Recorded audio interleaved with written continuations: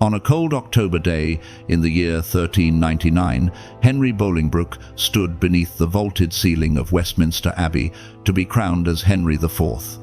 Only months earlier, Henry Bolingbroke had been living in enforced exile in France, yet a swift series of events had brought Henry Bolingbroke back to England and placed a crown upon Henry Bolingbroke's head. Throughout the 1890s, Henry Bolingbroke's relationship with Richard II had deteriorated badly. Richard II had inherited the throne as a boy of 10 in the year 1377. But when Richard II reached adulthood and took full control of his rule, Richard II offended and alienated much of England's political elite.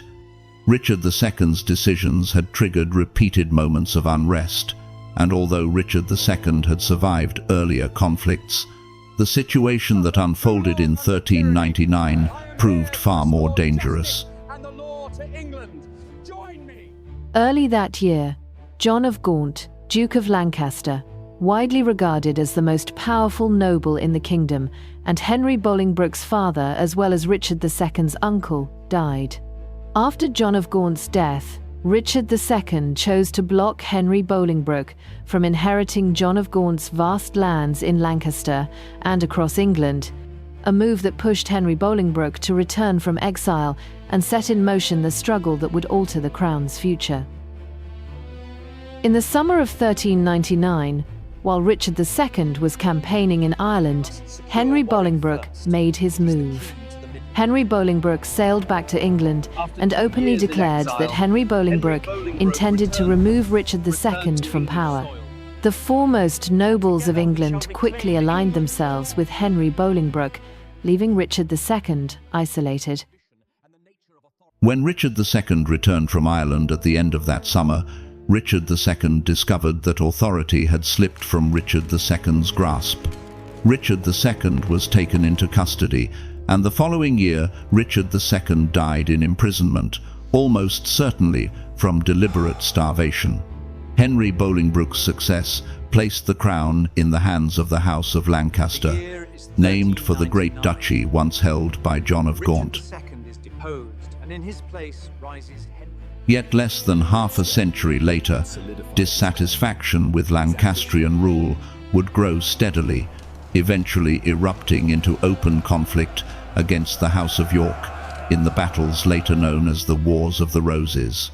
What follows is the account of how the House of Lancaster rose to power, and how, within just over 6 decades, the same house lost the kingdom it had fought so hard to claim.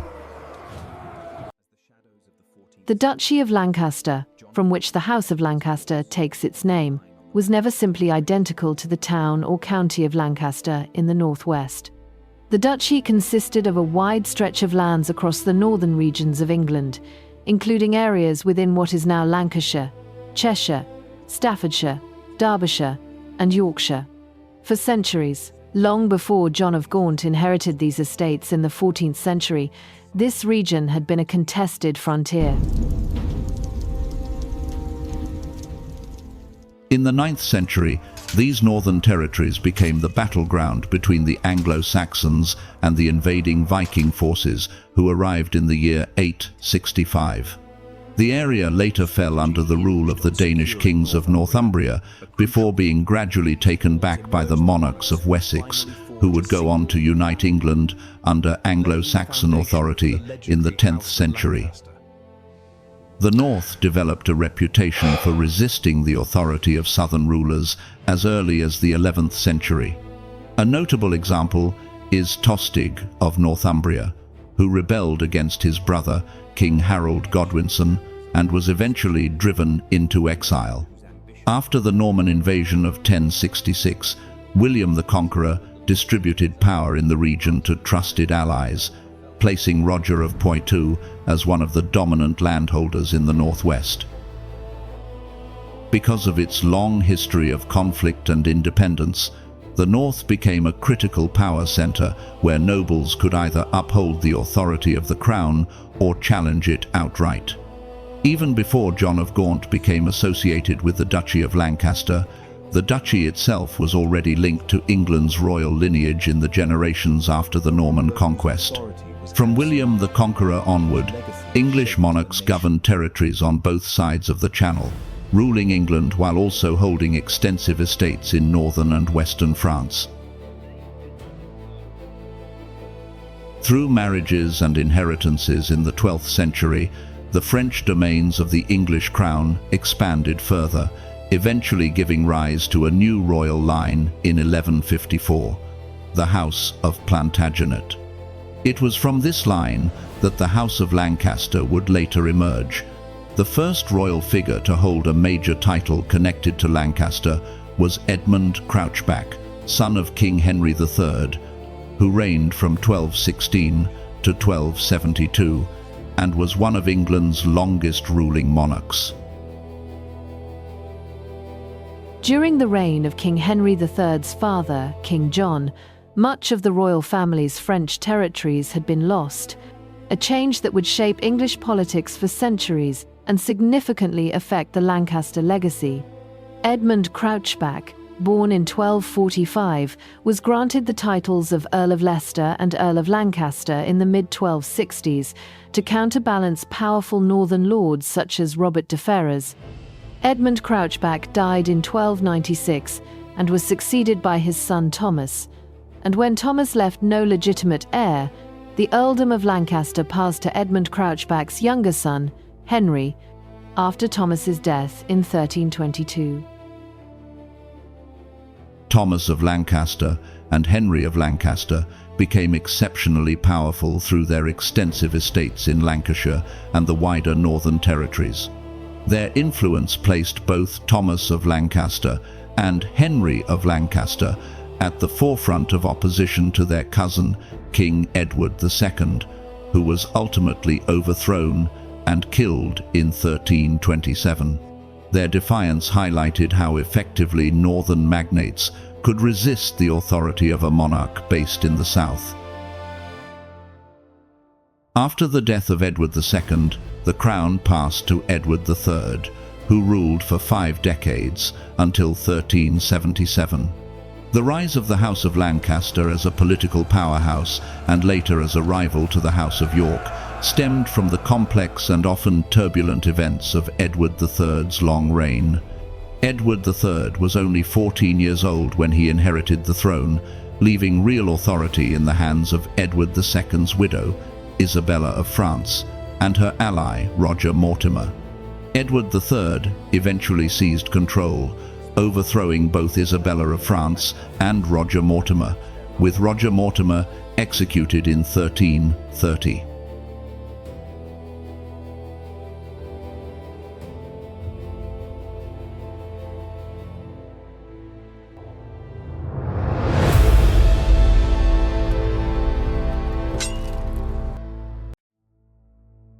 By 1337, Edward III embarked on war with France. The death of King Charles IV of France in 1328 had brought the House of Valois to power, even though Edward III held a stronger hereditary claim under French succession law than Philip of Valois, who became King Philip VI. In 1337, once Edward III had consolidated his authority at home, he revived his claim to the French throne, escalating the conflict into what became the 100 Years' War. Edward III formally asserted his claim to rule both kingdoms in 1340. Throughout the 1340s and 1350s, England reclaimed significant portions of northern and western France, though later decades brought setbacks and long periods of stalemate. Edward III fathered 13 children with Philippa of Hainault, daughter of a powerful noble from the Low Countries. Of these children, only one daughter, Isabella, Countess of Bedford, survived into adulthood, while nearly all the others died young. 3 of Edward III's sons died in infancy as well, leaving 5 surviving sons whose descendants would one day divide the kingdom and plunge England into the Wars of the Roses. The eldest surviving son was Edward the Black Prince, born in 1330. long regarded as the future king throughout most of Edward III's reign. Edward the Black Prince, however, died in 1376, only months before Edward III himself.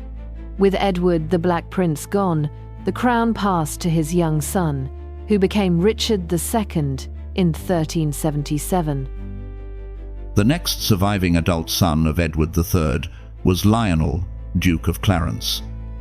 Lionel of Clarence had only one child before his death in 1368, Philippa, Countess of Ulster. Her lineage would later provide crucial support for the House of York when that house sought to justify its claim to the throne. The third surviving son was John of Gaunt, born in 1340, whose marriage and inheritance would allow him to assemble the vast power base that formed the foundation of the House of Lancaster. The fourth surviving son was Edmund of Langley, born in 1341, who became Duke of York, and whose descendants would eventually lead the House of York in its struggle against the Lancastrians during the 15th century. The fifth son was Thomas, Duke of Gloucester. Although Thomas of Gloucester's male line died out quickly, his grandson, Humphrey Stafford, Duke of Buckingham, emerged as a significant figure in the Wars of the Roses.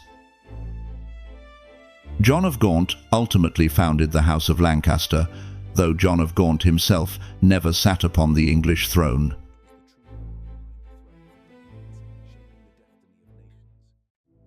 Although John of Gaunt never wore the crown, John of Gaunt's son, grandson, and great-grandson eventually would. Even so, John of Gaunt himself became one of the dominant figures in English politics during the latter half of the 14th century. As the third surviving son of Edward III, John of Gaunt might have remained overshadowed by Edward the Black Prince and Lionel of Clarence. But everything changed when John of Gaunt married Blanche of Lancaster at Reading Abbey in 1359. John of Gaunt was 19 and Blanche of Lancaster was 17 when they married. 2 years later, Blanche of Lancaster's father, the Duke of Lancaster, died without a male heir, creating the possibility that John of Gaunt could inherit the duchy. When Blanche of Lancaster's only other sibling, Maud, died childless, Edward III confirmed that John of Gaunt would indeed receive the entire Lancastrian inheritance. At just 22 years old, John of Gaunt became the greatest landholder in northern England and one of the most influential nobles within Edward III's dominions. The Duchy of Lancaster held a special legal status as a county palatine, a medieval designation granting a degree of autonomous authority normally reserved for only a few territories. This palatine status gave John of Gaunt extraordinary powers within the duchy, powers that persisted long after the fall of the House of Lancaster and continue to shape the duchy's role even into modern times. John of Gaunt's importance extended far beyond his inheritance. John of Gaunt played a decisive part in the 100 Years' War, which saw brief truces between England and France during the 1360s, before renewed intense fighting broke out again near the decade's end. During these years, John of Gaunt campaigned extensively in northern France, while Edward the Black Prince led a larger military effort in the west. John of Gaunt attempted to coordinate with Edward the Black Prince when possible, though neither achieved decisive progress, and the conflict persisted fiercely throughout the 1360s. John of Gaunt spent long stretches in France, culminating in a major mounted expedition in 1373, during which John of Gaunt led thousands of men from the port of Calais across the breadth of France to Bordeaux in the southwest. Although this long march demonstrated remarkable endurance and organization, the wider war shifted in favor of the French during this period. A devastating blow soon struck England when Edward the Black Prince died on the 8th of June, 1376. Many historians believe Edward the Black Prince suffered from prolonged dysentery, though other causes cannot be entirely dismissed. Edward the Black Prince left only one legitimate son, Richard, who now became heir to the throne. This created a difficult situation, as Richard was only 9 years old, and Edward III, approaching his mid-60s and declining in health, died almost exactly a year later. With Edward III's death, Richard II ascended the throne at just 10 years old. John of Gaunt, Duke of Lancaster, now stood as the most senior surviving uncle and therefore became a central figure in the governance of the kingdom. Lionel of Clarence had already died in 1368, leaving John of Gaunt as the eldest adult relative of the young king. John of Gaunt played a leading role in administering the realm throughout Richard II's minority, guiding the government until Richard II was considered old enough to take authority in his own right. During these years, John of Gaunt was also pursuing a claim to a completely different crown. Blanche of Lancaster, John of Gaunt's first wife, through whom John of Gaunt had inherited the vast Lancastrian estates, had died in 1368, likely from a resurgence of the bubonic plague that had ravaged Europe during their youth. 3 years later, John of Gaunt married Constance of Castile, daughter of King Peter of Castile. King Peter had been deposed and killed by his brother Henry, who became King Henry II of Castile in 1369. As King Peter's surviving child, Constance of Castile carried a legitimate claim to the Castilian throne, a claim John of Gaunt adopted through their marriage near Bordeaux in September 1371. By January 1372, John of Gaunt began styling himself as King of Castile in defiance of Henry II, adding the royal arms of Castile to his own. John of Gaunt would eventually attempt to enforce this claim by military action, but not until 1386, by which time Henry II had been succeeded by King John I of Castile. John of Gaunt's expedition failed to secure the crown, after which John of Gaunt withdrew to Portugal, an ally against Castile, and later moved to the region of Aquitaine in western France. John of Gaunt remained abroad for some time, only returning to England in the latter part of 1389. Meanwhile, trouble was escalating at home. During John of Gaunt's absence, Richard II, who had begun ruling personally after turning 14 in 1381, became increasingly assertive. By the mid-1380s, Richard II was taking actions that aggravated many of England's leading nobles. John of Gaunt had previously served as a stabilizing force around Richard II, but once John of Gaunt departed to pursue the Castilian claim in 1386, the political tensions in England erupted into a full crisis. The crisis reached a boiling point when a parliament was summoned in October 1386. The king's ministers demanded an exceptionally large tax subsidy before agreeing to negotiate with the wider political community, provoking outrage among senior nobles. Over the next 2 years, leading figures united in opposition, arguing that Richard II was being poorly advised and insisting that certain royal ministers be removed. During this unrest, Henry Bolingbroke, John of Gaunt's eldest son and heir, joined the opposition known as the Lords Appellant. Henry Bolingbroke was 20 years old in 1387, only a few months younger than Richard II, and this marked the first time a member of the House of Lancaster openly defied the king. The Lords Appellant prevailed, and by 1388 Richard II was forced to dismiss several unpopular advisers. Two, Sir Robert Tressilian and Sir Nicholas Brembre, were condemned to death. Henry Bolingbroke thus gained the upper hand in his early rivalry with Richard II. During the 1390s, John of Gaunt's personal life took a turn that would influence events nearly a century later during the struggle that ended the Wars of the Roses. Long before this period, when John of Gaunt was still married to Blanche of Lancaster, a young woman from the Low Countries named Katherine Swynford had served within the Lancastrian household. Katherine Swynford married Hugh Swynford, a knight who served John of Gaunt. But after Blanche of Lancaster's death, Katherine Swynford assumed a more prominent role within John of Gaunt's household, helping to raise John of Gaunt's children. Katherine Swynford's husband died in 1371, the same year John of Gaunt married Constance of Castile. Constance of Castile lived until 1394, yet throughout the marriage John of Gaunt continued a long-standing relationship with Katherine Swynford. During the 1370s, Katherine Swynford bore 4 children by John of Gaunt. These children, born outside marriage, were given the manufactured surname Beaufort, following a common practice among noble families.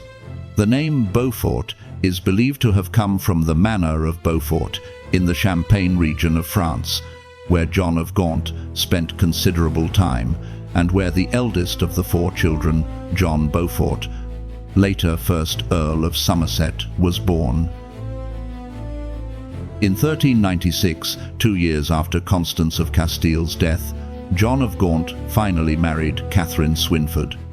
The following year, John of Gaunt persuaded Richard II to legitimize the Beaufort children retroactively. Whether the Beaufort line, legitimized but originally born outside wedlock, could claim any right to the throne became a crucial question many decades later, at the climax of the Wars of the Roses. The last years of John of Gaunt's life passed quietly. John of Gaunt lived at Leicester Castle, now formally married to Katherine Swynford, after many years together. During this time, John of Gaunt avoided political conflict, while Richard II gradually rebuilt his authority after being challenged by the Lords Appellant in 1388. Although Richard II and John of Gaunt maintained generally cordial relations, Richard II did not forget the role Henry Bolingbroke had played in the earlier opposition. To distance himself from danger, Henry Bolingbroke spent much of the 1390s abroad, joining 2 military campaigns in Lithuania, where the Teutonic Knights were fighting the Grand Duchy of Lithuania. Meanwhile, Richard II felt strong enough by 1397 to take revenge on his former opponents, ordering the deaths of Thomas of Woodstock, Duke of Gloucester, and Richard Fitzalan, Earl of Arundel and Surrey, and confiscating the estates of Thomas de Beauchamp, Earl of Warwick. The execution of Thomas of Woodstock, who was both Richard II's uncle and John of Gaunt's brother, shocked the realm and deepened resentment toward the king. In 1398, Henry Bolingbroke was exiled to France. When John of Gaunt died early in 1399, Richard II attempted to prevent Henry Bolingbroke from inheriting the Duchy of Lancaster. This decision caused Richard II's remaining support to collapse. Henry Bolingbroke returned, deposed Richard II, seized the throne, and imprisoned Richard II, who died the following year, almost certainly from deliberate starvation. Henry Bolingbroke became King Henry IV, the first ruler of the House of Lancaster. Henry Bolingbroke had been deeply involved in English politics and had opposed Richard II for many years, yet Henry Bolingbroke was only 32 when he took the crown. Although Henry Bolingbroke might have hoped for a long reign like Edward III, events quickly made that impossible. In 1400, only months after Henry Bolingbroke's coronation, conflict erupted along the Welsh border when Owain Glyndwr clashed with Reynold Grey of Ruthin. The dispute escalated rapidly, and Owain Glyndwr soon declared himself Prince of Wales, launching a rebellion that would trouble the kingdom for 15 years and extend well beyond Henry Bolingbroke's lifetime. The unrest encouraged further challenges to Henry Bolingbroke's authority, including the revolt of Henry Percy, known as Henry Hotspur, in 1403. These domestic troubles prevented Henry Bolingbroke from renewing the war against France. At the same time, Henry Bolingbroke's health steadily worsened. Historians still debate the exact nature of the illness, but Henry Bolingbroke suffered from a severe skin condition and frequent periods of incapacity from 1405 onward. Henry Bolingbroke died on the 20th of March, 1413, at the age of 45. Henry Bolingbroke's illness forced his eldest son, Henry of Monmouth, to assume increasing responsibility for governing England even before Henry Bolingbroke's death. Henry Bolingbroke had 6 children with his first wife, Mary de Bohun, and the eldest, Henry of Monmouth, born on the 16th of September 1386, would soon take the throne as Henry V. 2 of Henry Bolingbroke's daughters later married into prominent European dynasties. The youngest, Philippa, married Eric III of Denmark in 1406, at a time when Eric III also ruled Norway and Sweden. Had Philippa borne children, the House of Lancaster would have become part of the royal bloodlines of Scandinavia. Although Philippa and Eric III had no heirs, Philippa still played an influential role in Scandinavian politics through the early 15th century. Her elder brother, Henry of Monmouth, inherited the English throne in 1413. Henry of Monmouth, now King Henry V, was only 26 when crowned, yet he had already earned a formidable reputation. While Henry Bolingbroke was in failing health, Henry of Monmouth had taken charge of the campaign against Owain Glyndwr, and the Welsh resistance collapsed soon after Owain Glyndwr's death. By 1410, with the support of his Beaufort cousins, the legitimized children of John of Gaunt and Katherine Swynford, Henry of Monmouth had effectively taken control of government. When crowned in April 1413, Henry of Monmouth emerged as a vigorous young monarch determined to restore England's power after years of turmoil and humiliation.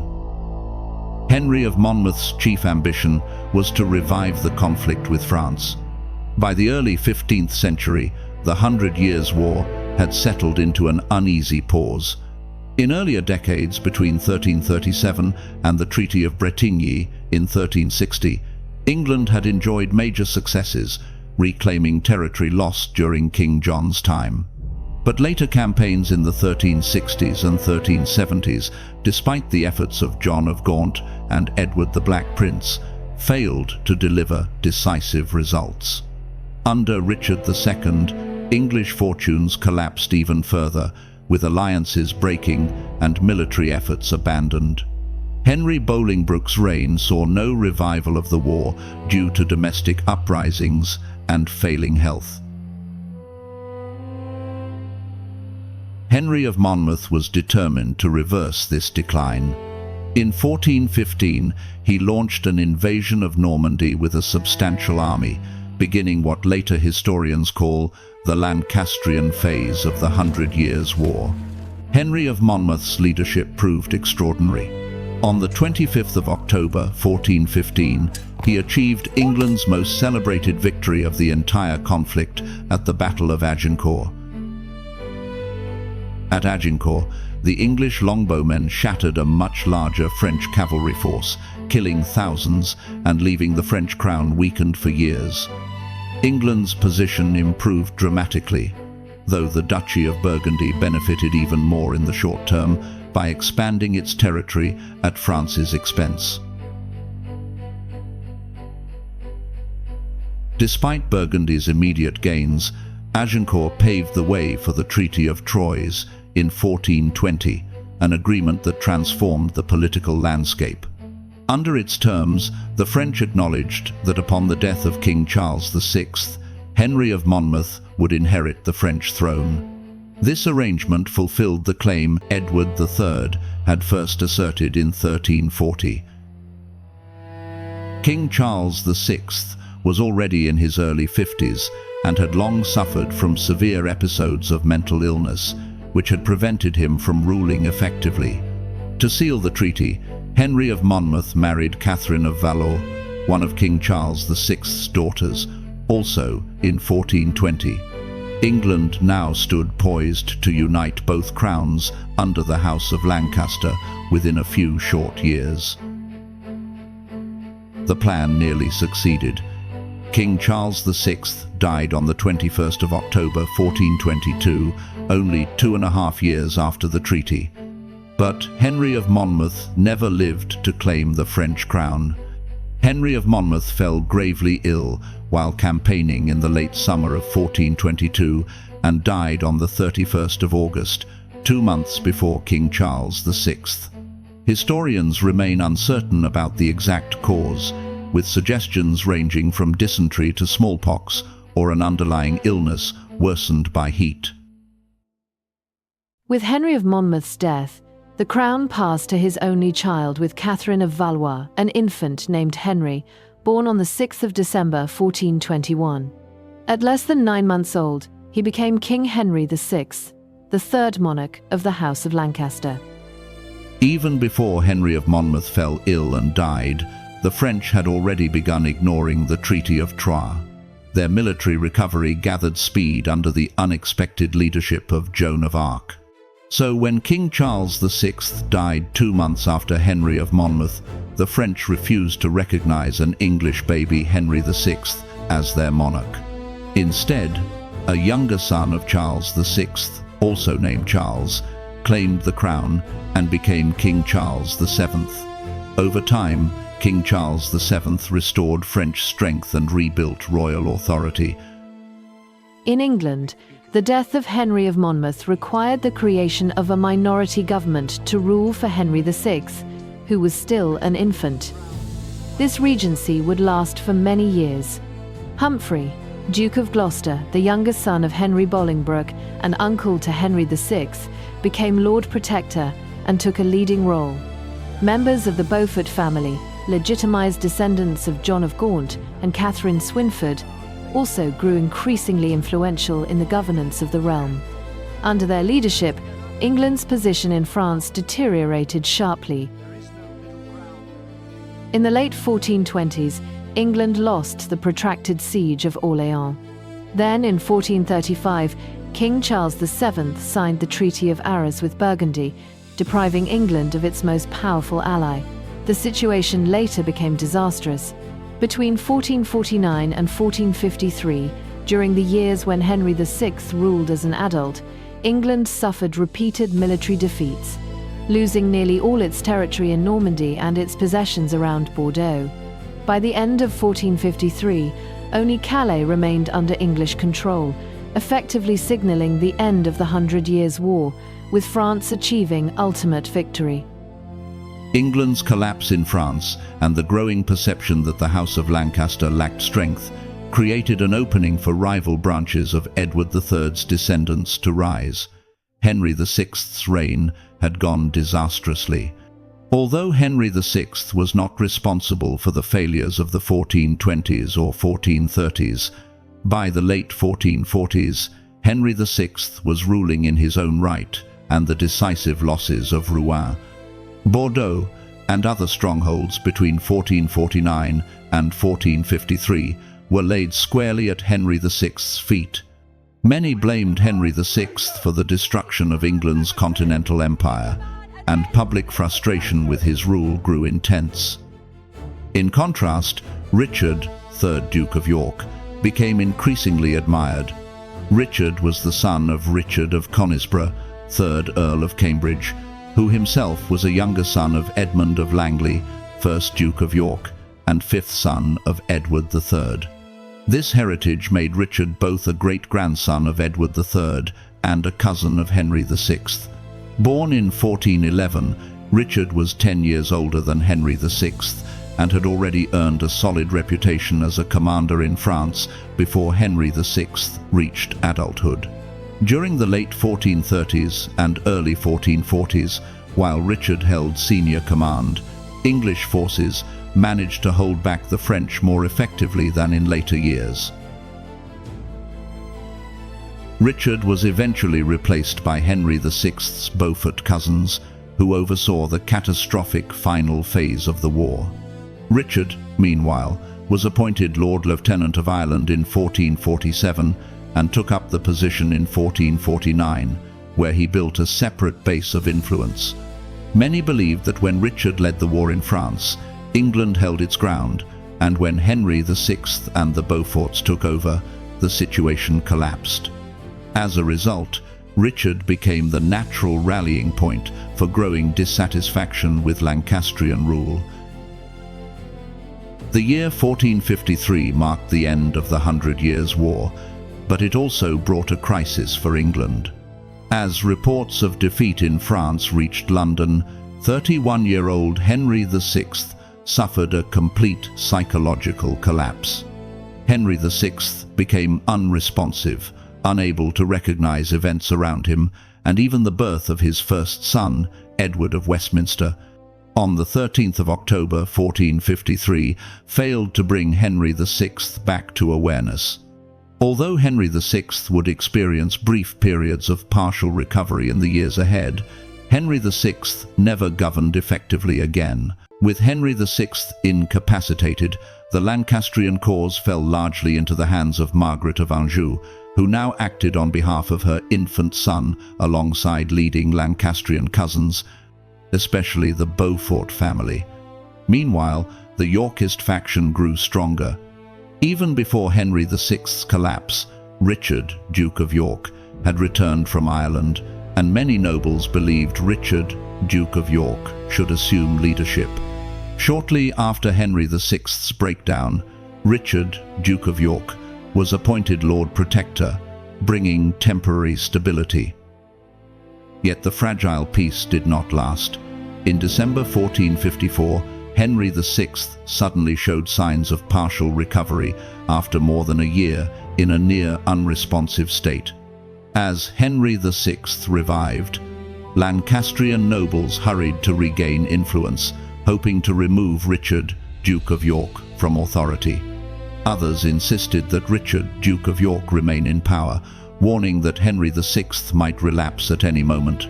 Given Henry VI's history of weak leadership, Richard, Duke of York, agreed to hold his ground, and the long-brewing conflict finally erupted. Thus began the Wars of the Roses, named for the Red Rose of Lancaster and the White Rose of York. The first major clash came at the Battle of St. Albans on the 22nd of May 1455, just as Henry VI appeared to be recovering. At St. Albans, the Yorkists defeated the Lancastrian force. Henry VI was captured, and Edmund Beaufort, Duke of Somerset, widely regarded, alongside Margaret of Anjou, as the true authority behind the throne, was killed. Richard, Duke of York, was restored as Lord Protector, placing the Yorkist faction in a dominant position. But the conflict simmered on, and by 1459, the fighting erupted again into open war. By this point, many nobles argued that Henry VI should be removed entirely, and the House of Lancaster swept aside in favor of Richard, Duke of York. Richard, Duke of York, gradually accepted this idea, convinced that, as long as Henry VI remained king and continued to suffer unpredictable periods of mental collapse, the kingdom would remain unstable. Henry VI was not yet 40, meaning decades of turmoil could follow. Thus, when war resumed in 1459, the Yorkist objective became unmistakable: to seize the throne and end Lancastrian rule. Richard, Duke of York, however, would never become king. On the 30th of December 1460, after occupying Sandal Castle in northern England, he marched out to confront a Lancastrian force. At the Battle of Wakefield, Richard, Duke of York, was killed along with several key supporters. Though this seemed a major Lancastrian victory, the advantage was short-lived.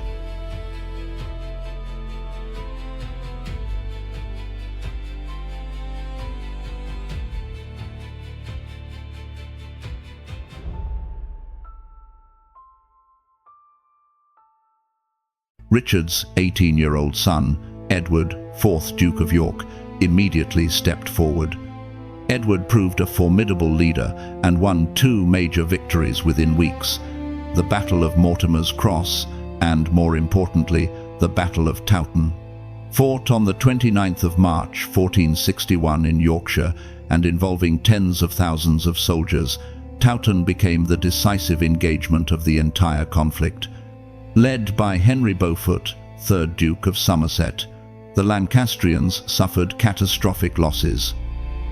With Henry VI's weakness and the crushing defeat at Towton, the Lancastrian leadership, including Henry VI, Margaret of Anjou, and Edward of Westminster, fled north into Scotland. Edward, Duke of York, was proclaimed King Edward IV, ending the Lancastrian rule founded by Henry Bolingbroke just 62 years earlier. Edward IV was crowned in London in the summer of 1461. Although the victory at Towton ended Lancastrian rule, it did not eliminate the Lancastrian cause. Resistance continued in scattered pockets across England until the Yorkist victory at the Battle of Hexham in May 1464 brought relative stability. Shortly afterward, Henry VI was captured and taken to the Tower of London. Edward IV chose not to execute Henry VI. First, this spared a sick and powerless man who had long been controlled by others. Second, killing Henry VI would have simply transferred the Lancastrian claim to Henry of Westminster, who remained free with Margaret of Anjou, actively seeking support from Scotland and France. Keeping Henry VI alive in the Tower of London was therefore the safer political choice. With Henry VI imprisoned, Edward IV attempted to govern as a conventional monarch. Edward IV aimed to renew war with France and to reassert English authority in Ireland, which remained only partially controlled by the Crown. Yet Henry VI's captivity would not last indefinitely. In 1470, unexpected events briefly restored the House of Lancaster. By this time, many nobles who had originally supported Edward IV had become disillusioned. Among them was Richard Neville, 16th Earl of Warwick, one of the most powerful nobles in England, later known as Warwick, the Kingmaker, for his ability to shift the balance of the war. Warwick was dissatisfied with Edward IV's rewards and began negotiating with the Lancastrians. He found an ally in Edward IV's own brother, George, Duke of Clarence. In 1470, Warwick and Margaret of Anjou launched an uprising, entered London, deposed Edward IV, and released Henry VI from the Tower of London. Henry VI was briefly restored to the throne in what became known as the Readeption. The Lancastrian restoration, however, was short-lived. Edward IV fled to the Low Countries, gathered support and hired mercenaries, then returned to England. In April and May 1471, Edward IV defeated the Lancastrians at the battles of Barnet and Tewkesbury. Warwick the Kingmaker was killed at Barnet. At Tewkesbury, Edward of Westminster, the heir of Henry VI, was killed, eliminating the immediate Lancastrian line of succession. Edward IV re-entered London and reclaimed the throne.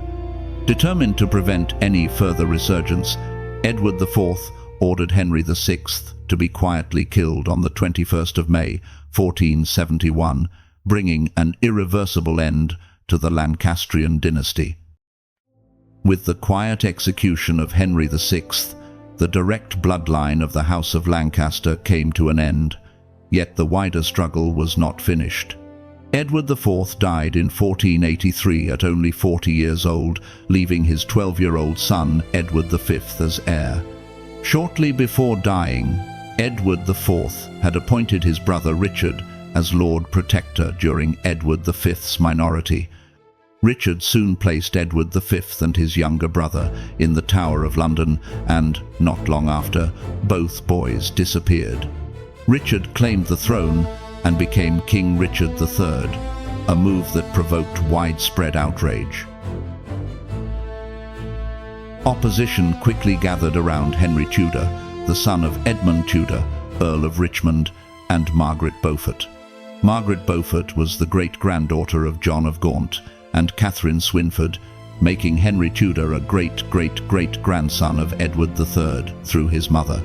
Through this lineage, Henry Tudor could present himself as a Lancastrian, though the Beaufort family had been legitimized in the 1390s on the condition that they could never claim the throne. Legally, Henry Tudor's claim was extremely weak, but political reality mattered more than legal theory. In 1485, Henry Tudor sailed from France to England and defeated Richard III at the Battle of Bosworth Field. Richard III died fighting, and Henry Tudor took the crown as King Henry VII, founding the Tudor line. To solidify his claim, Henry VII married Elizabeth of York, daughter of Edward IV, symbolically uniting the White Rose of York and the Red Rose of Lancaster into the Tudor dynasty. Although Henry VII presented himself as a Lancastrian heir, it was clear that the original House of Lancaster had ended. After the war, Henry VII faced several rebellions, but all were launched by Yorkist pretenders, not Lancastrians. By the 1480s, the direct royal line descending from John of Gaunt and Henry IV was extinct, and most leading members of the Beaufort family had been killed during the Wars of the Roses. The Duchy of Lancaster remained in royal hands. When Edward IV became the first Yorkist king in 1461, he declared the duchy a separate part of the Crown estate, held under special legal authority. Henry VII continued this arrangement, ensuring the duchy remained a unique and enduring possession of the English monarchy. The Duchy of Lancaster, therefore, remained part of the royal estate throughout the 16th century and into the rule of the House of Stuart in the 17th. The only major interruption came between 1449 and 1660, when Parliament executed Charles I and abolished the monarchy. During this 11-year Republican period, the duchy became state property, and its rents were used to pay soldiers who had fought in the English civil wars. When the monarchy was restored in 1660 and Charles II came to the throne, the Duchy of Lancaster returned to royal hands. Thus, even though the House of Lancaster had vanished long before, the estate created by John of Gaunt endured. The Duchy of Lancaster remained part of the Crown estate into the 18th century, as the political structure of Britain changed permanently. A new royal line, the House of Hanover, rose to power in 1714 after Queen Anne, the last monarch of the direct Stuart line, died. Her Roman Catholic half-brother, who lived on the continent, was barred from succession by law, so her German cousin, George Ludwig, Elector of Hanover, became George I. He claimed the throne as the great-grandson of James I, the first Stuart king. These dynastic changes took place against the backdrop of political transformation. The 17th century, shaped by the civil wars and the Glorious Revolution, had dramatically reduced royal authority and increased the power of Parliament. By the mid-18th century, debates intensified over whether the Crown estate, including the Duchy of Lancaster, should remain under the direct control of the monarch. Many in Parliament argued that the Crown estate, along with customs duties and other revenues still going directly to the sovereign, should instead support the state. The estate produced enormous income, enough to help fund Britain's expanding government. These debates reached a turning point when George III succeeded to the throne in 1760. In 1760, the Civil List Act was agreed upon. Under this arrangement, most of the Crown estate was transferred to government control, so its revenues could pay the salaries of officials and fund public administration. In exchange, George III and the royal family received fixed annual payments from Parliament, large sums then and worth millions today. However, because the Duchy of Lancaster had a distinct legal status dating back to its creation as a medieval county palatine, it remained directly owned by the Crown. In this way, a tangible legacy of the House of Lancaster survived into the modern era. In later centuries, the Duchy of Lancaster became both a financial asset for the monarch and, at times, a source of controversy. Several sons of George III lived extravagantly and required funds from Parliament far beyond what the civil list provided. The most notorious example was his eldest son, later George IV, whose heavy spending prompted debate about whether the civil list should be reformed. These disputes also revived questions about whether the remaining crown-controlled estates, especially the Duchy of Lancaster and the Duchy of Cornwall, should be taken into national management. Ultimately, a compromise was reached between William IV and Parliament. Both duchies would remain under royal ownership. In return, William IV agreed to support the Great Reform Act of 1832, which expanded voting rights for British men. Further attempts during the 19th and 20th centuries to transfer the Duchy of Lancaster to the state all failed. The duchy remains in direct royal ownership today. In modern times, a government minister is still appointed as Chancellor of the Duchy of Lancaster, but the role is largely ceremonial. The duchy is managed separately and privately for the monarch. Today, the Duchy of Lancaster stands as a 45,000-acre reminder that, long ago, for just over 60 years, from 1399 to 1461, the House of Lancaster ruled England before being replaced by their Yorkist cousins. The House of Lancaster was one of the two powerful dynastic lines that rose from repeated breakdowns of royal authority in the century after the death of Edward III. The Lancastrian line descended from John of Gaunt, the third of Edward III's 5 surviving sons. John of Gaunt received the Duchy of Lancaster in 1362 through his marriage to Blanche, daughter of Henry, Duke of Lancaster, giving the house its name. With vast estates and a strong northern power base, John of Gaunt became the most influential noble in England after Edward III died and Richard II, still a child, took the throne in 1377.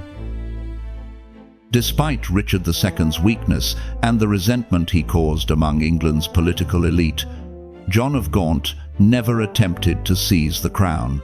That step was taken by his son, Henry Bolingbroke, in 1399, only months after John of Gaunt's death.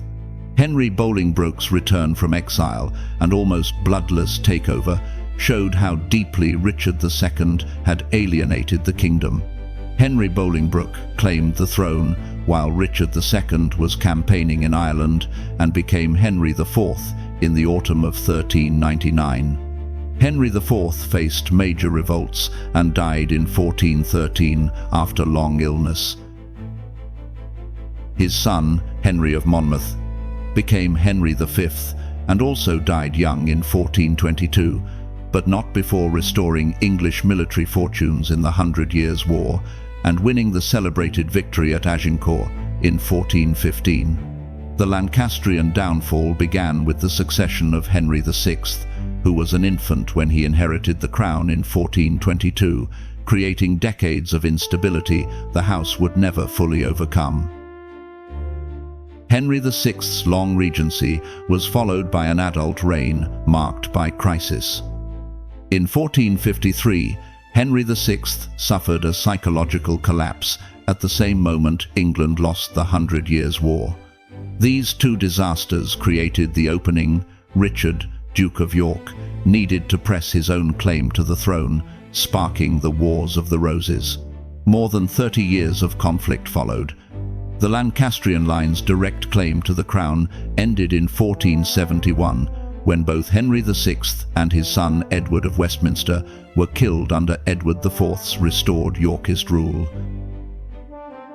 The Lancastrian claim was later revived, though only weakly, by Henry Tudor, a Welsh nobleman who defeated the Yorkists in 1485 and established the Tudor dynasty.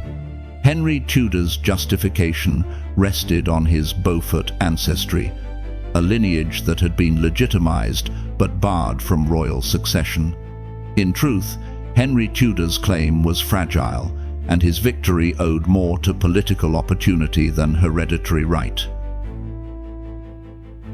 The rise and fall of the House of Lancaster traced a clear pattern. The dynasty gained power through the downfall of a weak monarch, Richard II, and lost it just over 60 years later under another ineffective king, Henry VI. The story underscores how much late medieval rule depended on the strength and stability of the monarch at its head.